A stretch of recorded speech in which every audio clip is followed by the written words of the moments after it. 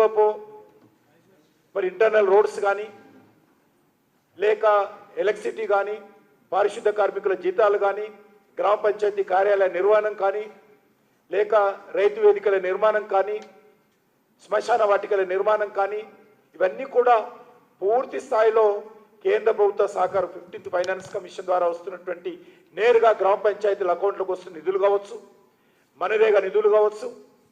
ఈరోజు గ్రామాలలో మరి పూర్తి స్థాయిగా నరేంద్ర మోడీ గారి ప్రభుత్వం తరఫున వచ్చినటువంటి సహకారం తప్ప మాటలతో మరి కేసీఆర్ కొండలు దాటాడు. ఈరోజు రేవంత్ రెడ్డి గారు అదే ప్రయత్నం చేస్తూ ఉన్నారు, కానీ గ్రామ పంచాయతీలో ఒక న్యాయ పైసా విధించలేదు. కాబట్టి ఈరోజు గ్రామాల్లో మనము ఈ విషయాలను తెలియజేయాల్సిన అవసరం.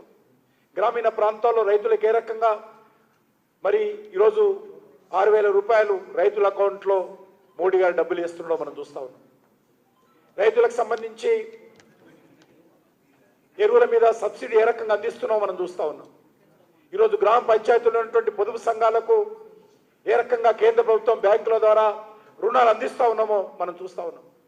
మరి నేను రాష్ట్ర ప్రభుత్వం అడగాల్సినటువంటి అవసరం ఉంది.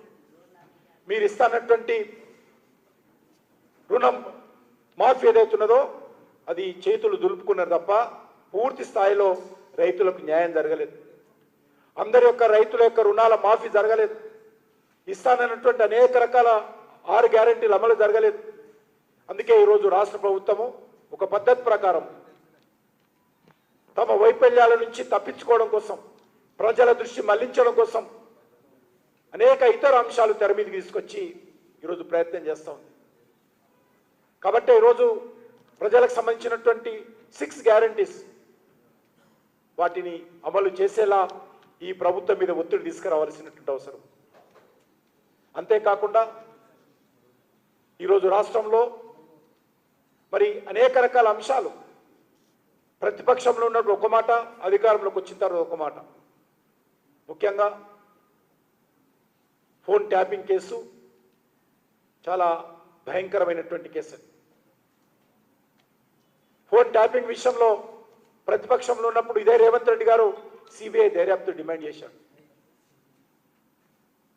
భారతీయ జనతా పార్టీ ఆఫీసులో పనిచేసేటువంటి సిబ్బంది యొక్క ఫోన్ కూడా ట్యాప్ చేయడం జరిగింది. ఈరోజు భారతీయ జనతా పార్టీ నాయకుల ఫోన్లు ట్యాప్ చేయడం జరిగింది. భారతీయ జనతా పార్టీ కార్యాలయంలో పనిచేసేటువంటి సోషల్ మీడియా టీం యొక్క ఫోన్ నెంబర్స్ కూడా ట్యాప్ చేయడం జరిగింది. ఈ ప్రభుత్వము హైకోర్టులో చెప్పినట్టు హైకోర్టు యొక్క జడ్జీల ఫోన్లు, వ్యాపారస్తుల ఫోన్లు, సినిమా నటుల ఫోన్లు, ప్రతిపక్ష పార్టీల నాయకులు కార్యకర్తల ఫోన్లు, ఎన్నికైనటువంటి ప్రజాప్రతినిధుల ఫోన్లు కూడా అప్పటి బీఆర్ఎస్ ప్రభుత్వం ట్యాప్ చేస్తే ఇప్పటి వరకు కాంగ్రెస్ పార్టీ ప్రభుత్వము మరి వ్యవహారం చూస్తూ ఉంటే నేను కొట్టినట్టు చేస్తా, నువ్వు ఏడ్చినట్టు చెయ్యన్నట్లుగా ఈరోజు కాంగ్రెస్ పార్టీ బీఆర్ఎస్ పార్టీ వ్యవహారం ఉంది. రెండు కలిసి నాటకాలు ఆడుతూ ఉన్నారు. ఈరోజు మనకు వస్తున్నటువంటి సమాచారం ప్రకారము కాంగ్రెస్ పార్టీ బీఆర్ఎస్ పార్టీ ఒక అండర్స్టాండింగ్ వచ్చారు. ఈ రాష్ట్రంలో ఏదో రకంగా భారతీయ జనతా పార్టీని అడ్డుకోవాలంటే మరి మనం ఏదో రకంగా నాటకాలు ఆడాలనే విధంగా ఒక అండర్స్టాండింగ్ వచ్చి వాళ్ళు కుట్రలు చేస్తున్న విషయం మనం చూస్తూ ఉన్నాం. ఖచ్చితంగా ఈ రెండు పార్టీల యొక్క నిజస్వరూపం మనం ప్రజల ముందు పెట్టాల్సినటువంటి అవసరం ఉంది. ఏదైతే బీఆర్ఎస్ పార్టీ టైంలో జరిగినటువంటి అవినీతి ఉందో, అక్రమాలు ఉన్నాయో, అధికార దుర్వినియోగం ఉందో, వీటన్నిటిని పట్ల కూడా మనం ఎప్పటికప్పుడు ప్రజల దృష్టి తీసుకెళ్లాల్సిన అవసరం ఉంది. ప్రజలను చైతన్యం చేయాల్సిన అవసరం ఉంది. కాంగ్రెస్ పార్టీ వైఫల్యాలను ఎండగట్టాల్సినటువంటి అవసరం ఉంది. కాంగ్రెస్ పార్టీ 6 గ్యారంటీలు కానీ 420 సబ్ గ్యారంటీస్ కానీ ఎప్పటికప్పుడు అడగాల్సినటువంటి అవసరం ఉంది. ఆ దిశలో మనం కార్యాచరణ ప్రణాళిక రూపొందించుకొని ముందుకెళ్ళాలి. ఇప్పటికే మనము విజయవంతంగా మండల కమిటీలు పూర్తి చేసుకుంటున్నాం. మండల కమిటీలో వచ్చినటువంటి కొత్త రక్తము, నూతన నాయకత్వం పార్టీ సిద్ధాంతాల పట్ల అవగాహన కల్పించి రానున్న రోజుల్లో మన మండల కమిటీలు, జిల్లా కమిటీలు పోరాటాలకు సిద్ధం కావాల్సినటువంటి అవసరం ఉంది. ఉద్యమాలతో ముందుకెళ్లాల్సినటువంటి అవసరం ఉంది.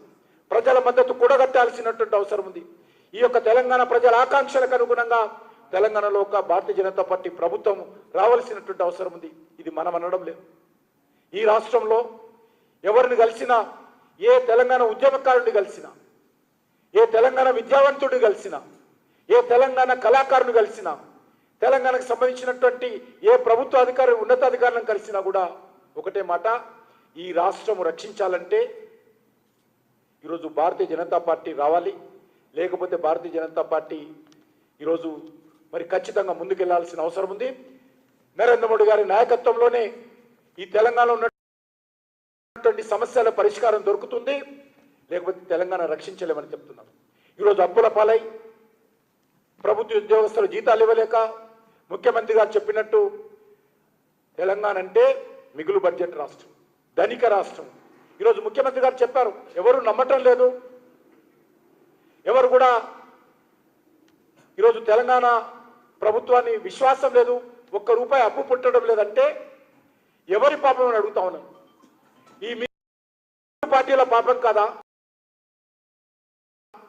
అనేక సంవత్సరాలు పరిపాలించినటువంటి కాంగ్రెస్ పార్టీ, ఆ తర్వాత వచ్చినటువంటి 10 సంవత్సరాల బీఆర్ఎస్ పార్టీ, ఇప్పుడు సంవత్సరాలుగా పనిచేస్తున్నటువంటి కాంగ్రెస్ పార్టీ యొక్క మీ పాపాల కారణంగానే, మీ యొక్క అవినీతి కారణంగానే, కారణంగానే,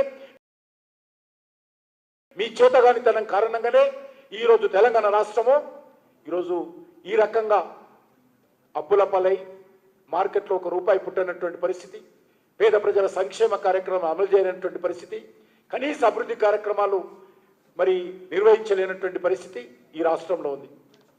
కాబట్టి ఖచ్చితంగా తెలంగాణ ప్రజలను సంఘటితం చేసి తెలంగాణ ప్రజల ఆకాంక్షలకు అనుగుణంగా ఈరోజు ప్రతి భారతీయ జనతా పార్టీ కార్యకర్త ముందుకెళ్లాల్సినటువంటి అవసరం ఉంది. దానికోసము మనందరం కూడా ఐక్యమత్యంతో, కమిట్మెంట్తో